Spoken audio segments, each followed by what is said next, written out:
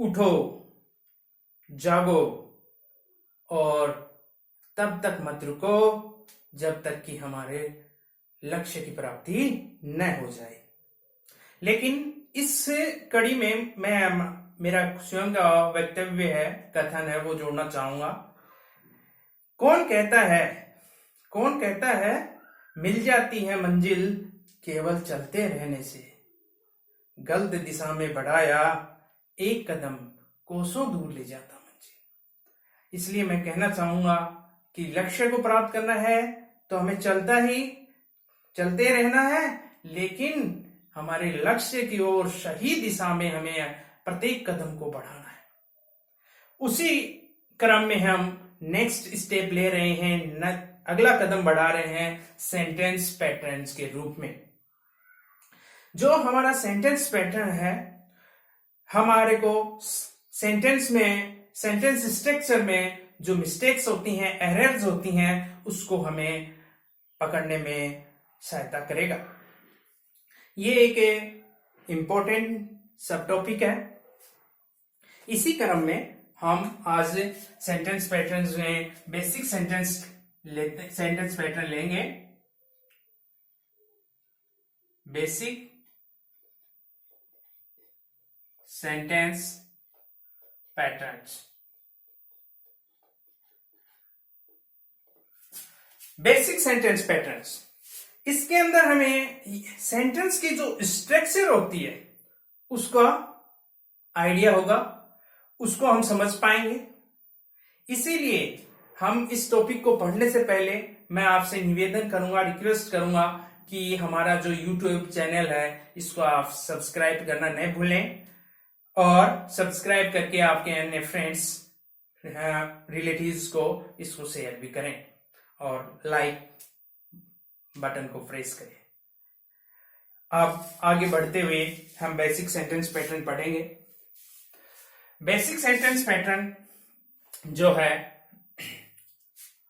उसमें सर्वप्रथम first basic sentence होता है subject plus verb plus full stop. आप समझ गए होंगे, S stands for subject and V stands for verb। यहां पर जो हम पहला सेंटेंस पैटर्न का स्टडी कर रहे हैं वो है सब्जेक्ट प्लस वर्ब। सब्जेक्ट का आप अर्थ जानते ही हैं, कर्ता होता है, डूअर होता है, और वर्ब का अर्थ आप जानते हैं, क्रिया होता है। सब्जेक्ट उस सेंटेंस में एक्शन करने वाला होगा, डूअर होगा, और जो वर्ब होगी वो सब्जेक्ट के द्वारा जो एक्शन किया गया है उसको बताएगी या उसकी अवस्था या स्थिति को व्यक्त करेगी। इसी को कुछ एग्जांपल लेते हैं सब्जेक्ट प्लस वर्ब के।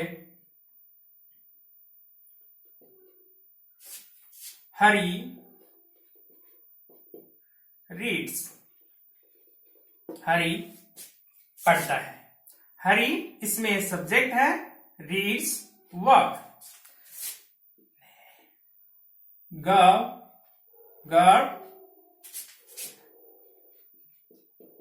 राइट्स, गर्ल लिखता है। इसमें गर्ल सब्जेक्ट है, राइट्स वर्ब है। ही प्लेज, ही यहां पर सब्जेक्ट है, प्लेज वर्ब है। आपने देख लिया कि जो बेसिक सेंटेंस की रिक्वायरमेंट है फर्स्ट, वो है सब्जेक्ट एंड वर्ब। किसी सेंटेंस को कंप्लीट करने के लिए मिनिमम रिक्वायरमेंट होती है सब्जेक्ट प्लस वर्ब। यदि किसी सेंटेंस में सब्जेक्ट और वर्ब नहीं होता है तो वो सेंटेंस कंप्लीट नहीं होता। इसलिए हमें हमेशा ध्यान रखना है कि सेंटेंस के अंदर मेन वर्ब होना आवश्यक है। जैसे इन सब एग्जांपलों में आपने देखा सब्जेक्ट और वर्ब आ रही है। नेक्स्ट सेंटेंस पैटर्न होता है subject plus verb plus object और लास्ट में फुल स्टॉप। जो भी साइन आएगा वो आ जाएगा। सेंटेंस के इस पैटर्न में, सेकंड पैटर्न में मैंने बताया कि सबसे पहले सब्जेक्ट आएगा, फिर वर्ब आएगी और जो ओ है वो स्टैंड्स फॉर ऑब्जेक्ट, ऑब्जेक्ट के लिए है। ऑब्जेक्ट का तात्पर्य अर्थ होता है कर्म, ऑब्जेक्ट का तात्पर्य कर्म होता है और ये वर्ब का ऑब्जेक्ट होता है। और जब ऑब्जेक्ट आएगा तो वर्ब हमेशा ट्रांसिटिव वर्ब होगी, ट्रांसिटिव वर्ब होगी। फॉर एग्जाम्पल,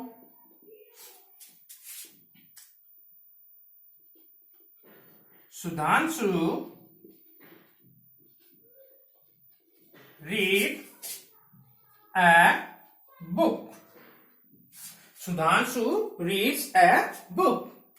इस सेंटेंस में हमने देखा सुधांशु सब्जेक्ट है, रीड्स वर्ब है, ए बुक ऑब्जेक्ट है। ये ऑब्जेक्ट है ए बुक और जो वर्ब है ये है ट्रांसिटिव, ट्रांसिटिव वर्ब है। और ए बुक है वो ऑब्जेक्ट है। इसी क्रम में subject plus verb plus object, ये दूसरा हमारा सेंटेंस पैटर्न है। इसमें आपने ये देख लिया कि जब भी ऑब्जेक्ट आएगा वो वर्ब के बाद में आएगा, वर्ब के बाद में आएगा, वर्ब से पहले नहीं आएगा, सब्जेक्ट से पहले नहीं आएगा। इसलिए हमें सेंटेंस पढ़ने का, सेंटेंस पैटर्न पढ़ने का जो उद्देश्य है वो ये है कि हमें इनके जो ऑर्डर है, क्रम है, उसको समझना है। सेंटेंस में सबसे पहले सब्जेक्ट आएगा, फिर वर्ब आएगी, फिर ऑब्जेक्ट आएगा। इनका ये ऑर्डर है वो निश्चित है, डेफिनेट है, इसको हम चेंज नहीं कर सकते हमारे हिसाब से। Next pattern, third, subject plus verb plus object plus object. इस पैटर्न में देखिए ऑब्जेक्ट है वो डबल है, फर्स्ट ऑब्जेक्ट हो सकता है और सेकंड ऑब्जेक्ट हो सकता है। इसमें हम देखेंगे जो फर्स्ट ऑब्जेक्ट मैंने बताया है वो IND से लिखा है, इसका तात्पर्य है इनडायरेक्ट ऑब्जेक्ट, इनडायरेक्ट ऑब्जेक्ट।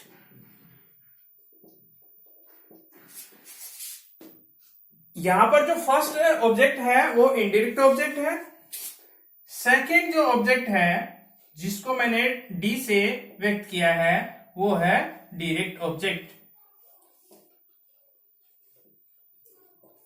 आम बोलचाल में इनको इनडायरेक्ट ऑब्जेक्ट भी बोलते हैं और डायरेक्ट ऑब्जेक्ट भी बोलते हैं।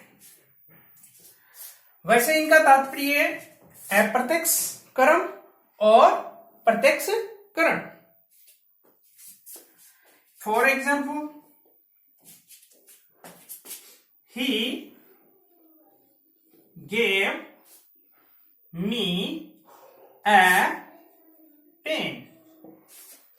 इस सेंटेंस को देखिए, इस सेंटेंस में जो he stands for subject, gave stands for verb, me stands for object, a stand for a pen stand for object.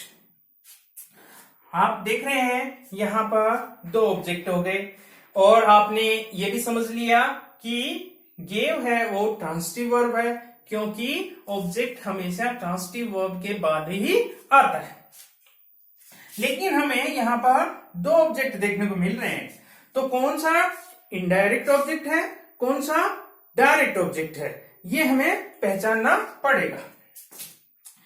जो इस सेंटेंस में मी इनडायरेक्ट ऑब्जेक्ट है और ए पेन डायरेक्ट ऑब्जेक्ट है।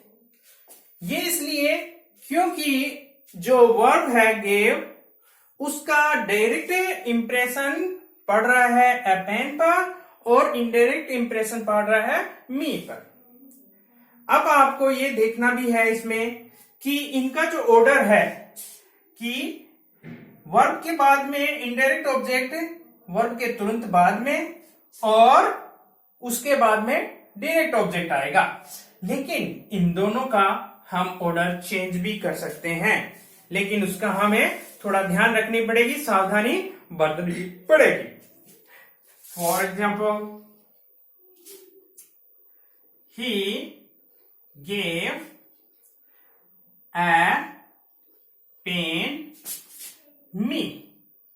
He gave a pen to me. इसमें आपने देखा ही subject है, gave वर्ब है, a pen ऑब्जेक्ट है, डायरेक्ट है, और me ऑब्जेक्ट है इनडायरेक्ट। इनडायरेक्ट ऑब्जेक्ट और ये डायरेक्ट। इस प्रकार का यदि हम सेंटेंस का इनका डायरेक्ट और इनडायरेक्ट ऑब्जेक्ट का यदि हम ऑर्डर चेंज कर देते हैं, तो जो इनडायरेक्ट ऑब्जेक्ट है उससे पहले प्रीपोजिशन आना आवश्यक हो जाता है।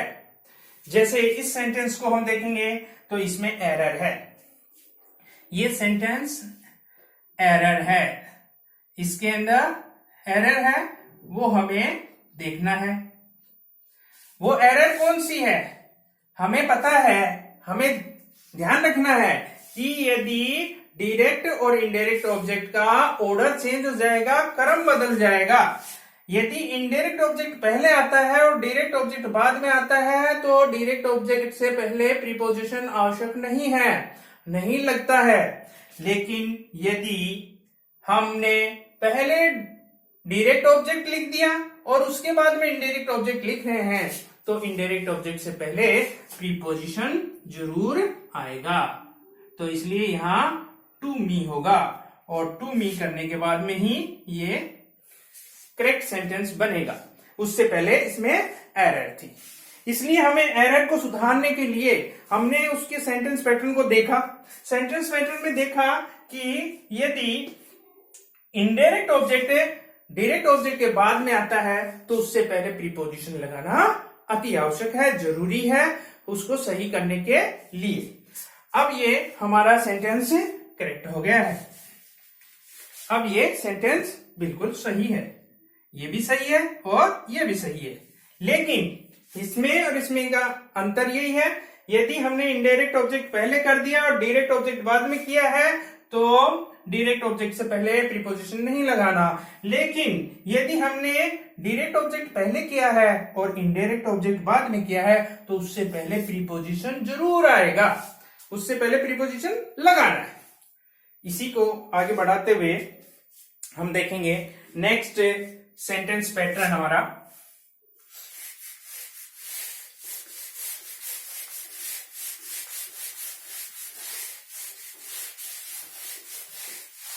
आप इन सबको YouTube चैनल पर बार बार देखेंगे तो सबसे ही आप समझ जाएंगे कि भाई ये जो सेंटेंस पैटर्न है, इनमें कैसे हमें सेंटेंस स्ट्रक्चर को समझना है और क्या चीज जो आवश्यक है, किस ऑर्डर में होनी चाहिए, किस क्रम में होनी चाहिए, उसी के लिए ये सेंटेंस पढ़ रहे हैं। सेंटेंस पैटर्न है वो हमें पढ़ना पड़ता है। थर्ड के बाद में है fourth sentence pattern, subject plus verb plus C, V plus C. यहां पर जो सी है, C stands for complement, complement. ये जो सी है आप देख रहे हैं, सब्जेक्ट आ गया, वर्ब आ गया, फिर सी है। सी यहां पर स्टैंड्स फॉर कॉम्प्लीमेंट, कॉम्प्लीमेंट के लिए आया है। कॉम्प्लीमेंट का मीनिंग होता है पूरक। पूरक कॉम्प्लीमेंट वो वर्ड या फ्रेज क्लोज होता है जो सेंटेंस के मीनिंग को कंप्लीट करता है, पूरा बनाता है, पूर्ण करता है। इसलिए कॉम्प्लीमेंट अपनी जगह अति आवश्यक है। फॉर एग्जाम्पल,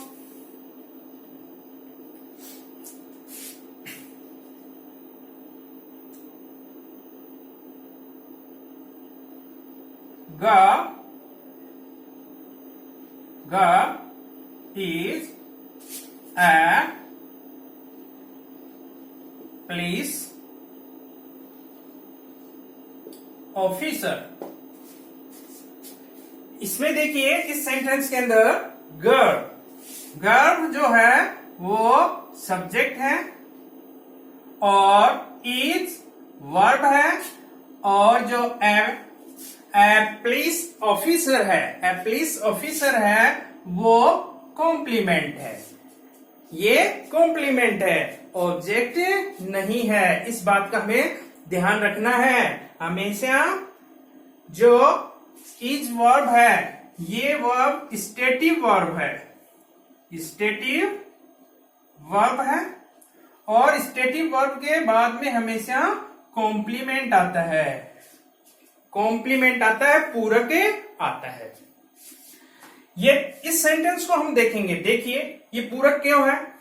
गर्ल इज, यदि हम इसको सब्जेक्ट प्लस वर्ब ही छोड़ दें तो क्या इसका मीनिंग है वो कंप्लीट हो जाएगा? आप देखिए गर्ल इज, गर्ल है, क्या है? ये पर्सन बच गया है, इसका उत्तर आवश्यक है इसके सेंस को पूरा करने के लिए। इसलिए इस स्टेटिव वर्ब के बाद में कॉम्प्लीमेंट आना आवश्यक है, तभी ये सेंटेंस कंप्लीट होगा। और ये भी ध्यान रखना है यहां ऑब्जेक्ट नहीं आ सकता, यहां हमेशा कॉम्प्लीमेंट ही आएगा, फिर ही ये सेंटेंस कंप्लीट होगा। नेक्स्ट एग्जांपल,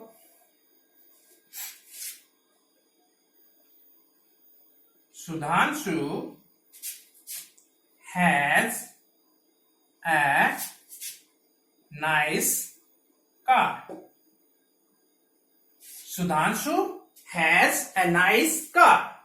इस एग्जाम्पल में आपने देखा Sudhanshu is a subject, has is a verb and nice car is complement. ये एक ऑब्जेक्ट नहीं है, ये कॉम्प्लीमेंट है, पूरक है।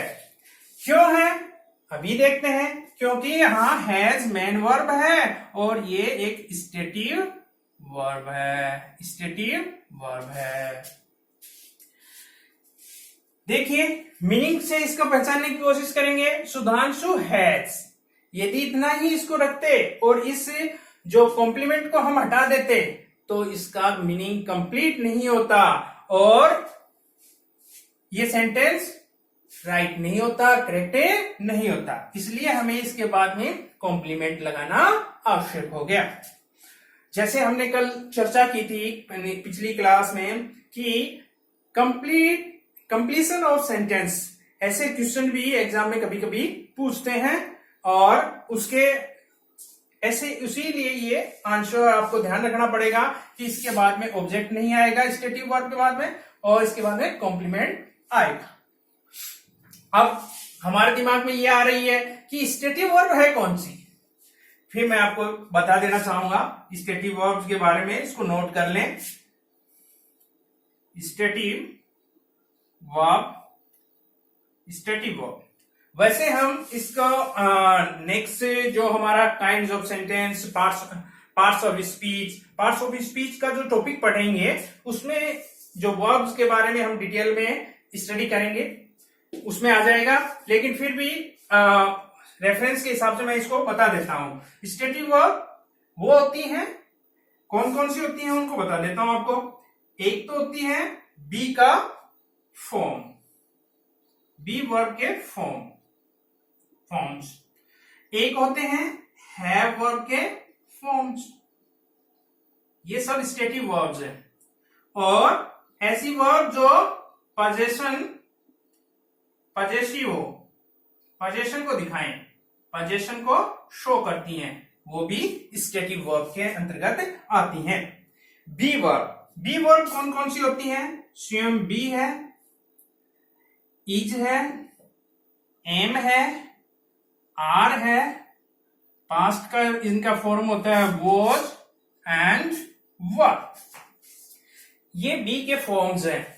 ये इनके तुरंत बाद में जब ये हमें कभी भी मेन वर्ब के रूप में आएंगे तो इनके तुरंत बाद में कॉम्प्लीमेंट आएगा।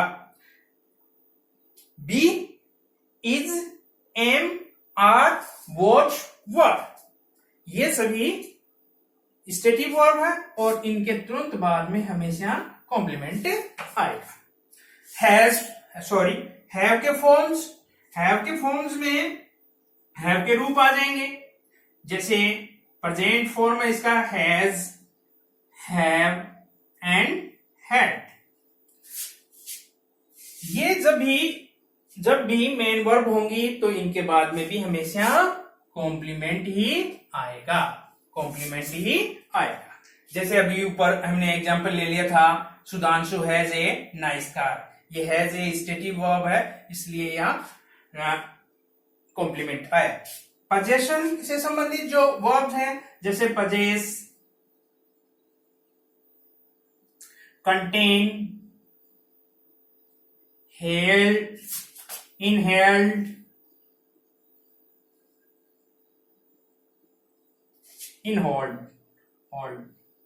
इनहोल्ड, ये सभी वर्ब्स ऐसी हैं। और भी वर्ब्स हैं पजेसी जो पजेशन को दिखाती हैं, जो अधिकार को दिखाती हैं, वो सब स्टेटिव वर्ब्स में आएंगी और इनके तुरंत बाद में कॉम्प्लीमेंट आएगा।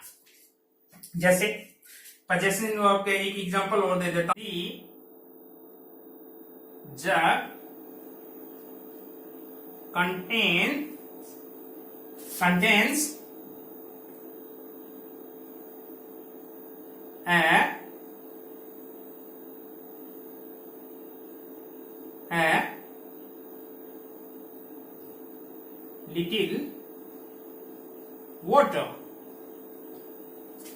little water, इस सेंटेंस में आपने देखा द जग सब्जेक्ट है, कंटेन्स वर्ब है एंड ए लिटिल वाटर यहां कॉम्प्लीमेंट है, ऑब्जेक्ट नहीं है। ये हमें ध्यान रखना है क्योंकि ये पजेशन से रिलेटेड वर्ब है, स्टेटिव वर्ब है और इसलिए इससे वर्ब के बाद में कॉम्प्लीमेंट आया है। अब नेक्स्ट हमारा सेंटेंस पैटर्न है, फिर उसको देखते हैं।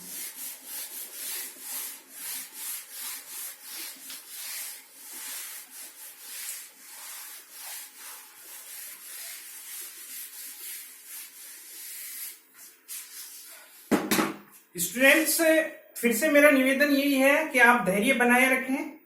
आपको सही जो ग्रामर का नॉलेज है वो दिया जाएगा, गलत नहीं बताया जाएगा, लेकिन आपको पेशेंस रखना है, धैर्य रखना है, चैनल को सब्सक्राइब करना है। जो पढ़ाया हुआ है, पहले स्टडी किया हुआ है, हर टॉपिक को बार बार पढ़ते रहिए, जिससे आपको वो याद हो जाएगा। समय ज्यादा नहीं लगेगा आपका, कुछ मिनट्स हैं आपको डेली देनी है और आपकी इंग्लिश ग्रामर कंप्लीट हो जाएगी। नेक्स्ट जो सेंटेंस पैटर्न है, fifth,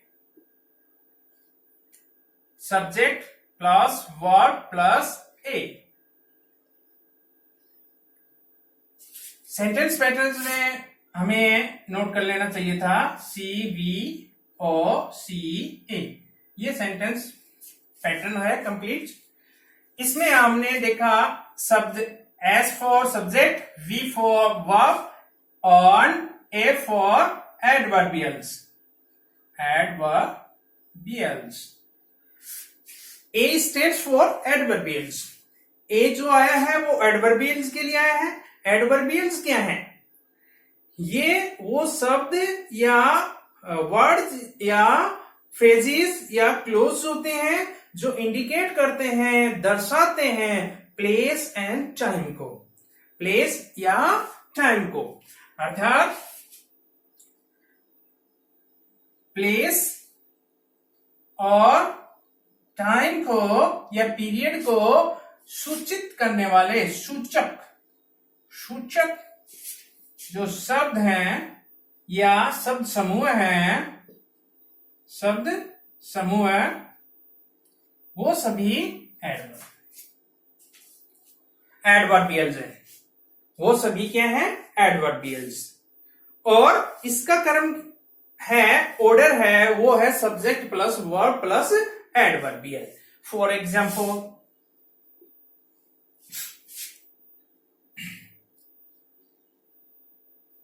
Rahul goes to college. Rahul goes to college. इस सेंटेंस में देखिए राहुल जो है वो सब्जेक्ट है, गोज है वो वर्ब है, टू कॉलेज ये इंडिकेट कर रहा है एक प्लेस को इंडिकेट कर रहा है, इसलिए ये एडवर्बियल है। किसको इंडिकेट कर रहा है? प्लेस को, किसी स्थान को इंडिकेट कर रहा है, प्लेस को, स्थान को, समय को जो इंडिकेट करेंगे वर्ड वो एडवर्बियल्स कहलाएंगे। यहां टू कॉलेज है वो एक स्थान को इंडिकेट कर रहा है, इसलिए ये एडवर्बियल है, न कि ऑब्जेक्ट या complement. Next example, she went to her house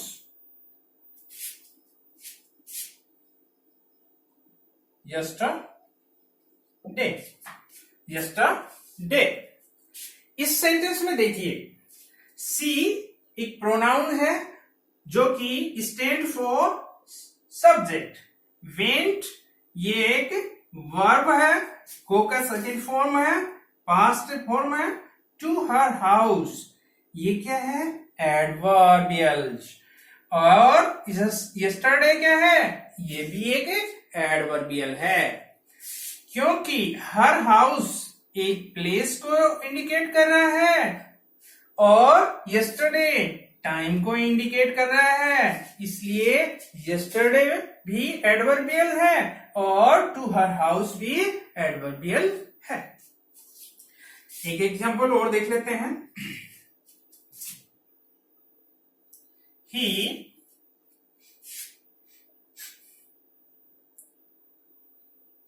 reads a book daily।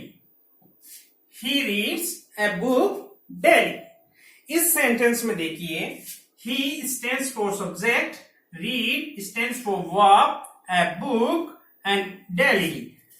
daily stands for time, indicate कर रहा है टाइम को, इसलिए ये हो गया एडवर्बियल, ये हो गया एडवर्बियल। लेकिन आप ये देखेंगे कि मैंने ऊपर बता दिया था कि दो एडवर्बियल आते हैं, इनके बीच में अन्य कुछ नहीं आ रहा, लेकिन ये नहीं है, इसमें अन्य स्ट्रक्चर भी आ सकती है। He reads a book, a book यहां पर ऑब्जेक्ट है, ऑब्जेक्ट भी कौन सा? Direct object. तो इसलिए आपने देखा कि एक जो सेंटेंस स्ट्रक्चर है उसमें कुछ पैटर्न्स हैं जिनका ऑर्डर निश्चित होता है, क्रम होता है, उसी हिसाब से हम उनको आगे बढ़ाएंगे। और जो हमने इस टॉपिक में देखा कि जो सेंटेंस स्ट्रक्चर है उसमें जो सेंटेंस पैटर्न बनेगा वो maximum subject plus verb plus object oblique complement oblique adverbial, ये कंप्लीट सेंटेंस स्ट्रक्चर है। Subject verb object oblique complement oblique adverbial. लेकिन आपने जो कंप्लीट सेंटेंस पैटर्न देखा उसमें मैंने ऑब्जेक्ट को, कॉम्प्लीमेंट को और एडवर्बियल को क्या कर दिया है? ऑप्शनल बताया है, अर्थात ये आवश्यक नहीं हर सेंटेंस में ही आए, लेकिन प्रत्येक सेंटेंस में सब्जेक्ट प्लस वर्ब आना अति आवश्यक है, उसके बगैर सेंटेंस कंप्लीट नहीं होगा। ये हर जगह ऑप्शनल होते हैं, ये आ जाए तो हम उस सेंटेंस में रख देते हैं, नहीं आए तो कोई आवश्यकता इनकी नहीं होती, जैसे आपने ऊपर के सभी एग्जाम्पल में देख लिया। इसी के साथ आज का जो हमारा सेंटेंस पैटर्न्स है वो टॉपिक है वो कंप्लीट होगा। इसमें हमने सेंटेंस स्ट्रक्चर के बारे में देखा कि सेंटेंस स्ट्रक्चर में कौन कौन से subject verb object complement adverbial, ये जो सेंटेंस स्ट्रक्चर की मूल आवश्यकताएं हैं ये आती हैं, इनका ऑर्डर क्या होता है इसको भी हमने इसमें देखने की प्रयास किया। और इसी के साथ आपको थैंक्स, आपने जो टाइम दिया है। मैं आशा करता हूं इस चैनल को आप सब्सक्राइब करेंगे और अपने फ्रेंड्स के साथ इसको शेयर करेंगे। Thanks a lot.